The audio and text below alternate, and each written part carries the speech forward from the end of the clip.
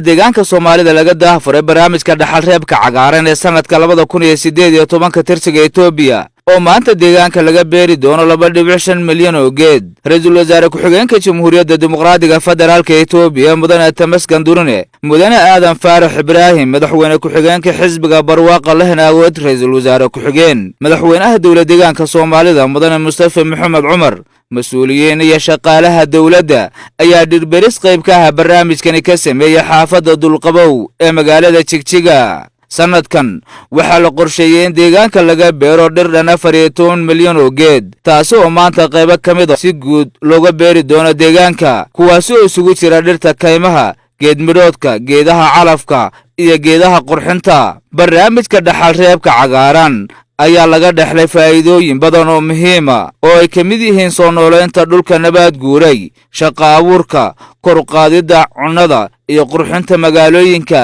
Madaxweynaha dowladda deegaanka Soomaalida Mudane Mustafa Maxamed Cumar ayaa sheegay in dhirtu si guud u leedahay faa'iidooyin badan. Waxa maanta martin oo ah ra'iisul wasaare ku-xigeenka dalka Mudane Tamaskan Durune iyo madaxweyne ku-xigeenka xisbiga Barwaaqo مدن آدم فارح إبراهيم وحمانتا جيجا لغا بلابمي أما ديانكا سوماليدا برامج كا دحريب كعقارن وهال مالين دالك أوردان لغو بيريو إلا إيا تدوب بقولو مليون وجيد ديانكا سوماليا هان هال مالين قرشوه ويهاي لغو بيرو لبا نبيع 5 مليون وجيد سيدا إن بدان أكو العليني ديربيريستو إنك ديان كينا وحي أوتاهاي arrin nolosha dadka wax weyn ka bedelaysa meel walba oo dalka waa laga beeraya laakiin inaga gaar ahaan dhulka maaragtay muxuu ahaa aan biyaha badan lahayn dhirta badan aan lahayn ee xaalufaya sida deegaankeena oo kale ah ahmiyad gaar u leeyahay. Marka waxaan shacabka ka codsanayaa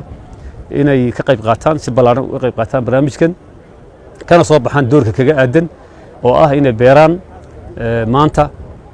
waxa la wixii dhir ay beeri karaan sidoo kale inay ilaaliyaan oo dar yeelaan dhirta la beeray yaa ka codsanaya.